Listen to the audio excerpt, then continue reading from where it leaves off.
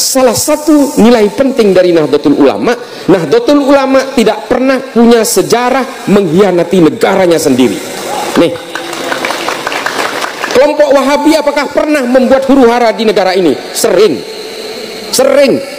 Bom yang meledak tahun 2000 sampai 2009, bom Malam Natal, bom Tentena, bom Ritz-Carlton, bom JW Marriott, bom Bali 1, bom Bali 2, bom Kampung Melayu, bom Sarinah, ini semua produknya Wahabi Salafi. Semua. Mengapa saya berani mengatakan itu? Data. Mari adu data dengan saya. Densus 88 menangkap teroris dari tahun 2000 sampai hari ini kurang lebih sekitar 2127 orang. Ini yang ditangkap Densus. Hanya 6 orang yang bukan penganut Wahabi Salafi. Hanya 6 orang. Siapa aja yang 6 orang ini? 4 orang anggota FPI. Hussein Hasni dan kawan-kawan. Dia merakit bom. Tidak terima karena Habib Rizik Syihab ditangkap, lalu dia berusaha merakit bom untuk meledakkan berbagai spot di Jakarta. Ditangkap oleh Densus. Kemudian yang nomor 5 adalah Fernando. Ini orang Katolik, meledakkan bom Sumarekon Serpong karena dia ingin memeras pemilik mall dengan Bitcoin. Kemudian yang keenam adalah penganut ajaran kiri anarko-sindikalisme, namanya Johnson Dang Siagian. Dia berusaha membakar pos polisi di Jatiwarna. Hanya 6 orang ini. Selebihnya siapa yang ditangkap? Penganut Wahabi Salafi, Pak. Dek para sepos saja. Sepor. Apa saya memfitnah mereka? Mari kita adu data. Kalau tidak percaya dengan data saya, mari antri di depan saya bawa ke terorisnya langsung. Apa pahamnya mereka yang dianut? Saya pertemukan di penjara. Daftar ke saya. Saya punya otoritas untuk mempertemukan orang-orang yang tidak percaya itu. Mari antri. Saya buat daftarnya untuk bertemu dengan teroris yang sedang di penjara hari ini. Apa pemahamannya? Sama secara fikih. Mereka juga mengharamkan ziarah kubur, mereka mengharamkan maulidan, mengharamkan tahlil, tidak berkunut dan sebagainya. Sama persis seperti orang-orang yang tidak suka kepada orang-orang Nahdliyin.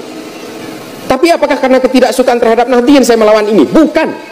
Karena ini adalah menjadi penyebab dari berbagai gerakan-gerakan radikal di seluruh dunia.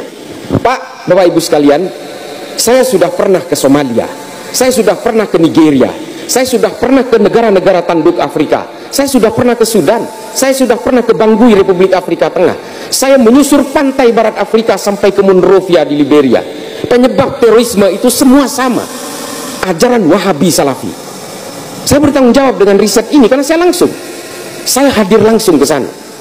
Kalau kemudian saya dianggap memfitnah mereka, oke, kita bantah-bantahan.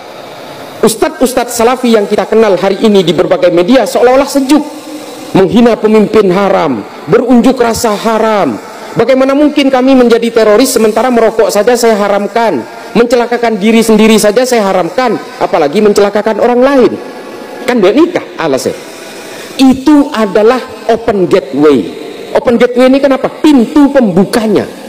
Produk akhirnya pada akhirnya menjadi teroris, Pak. Kenapa?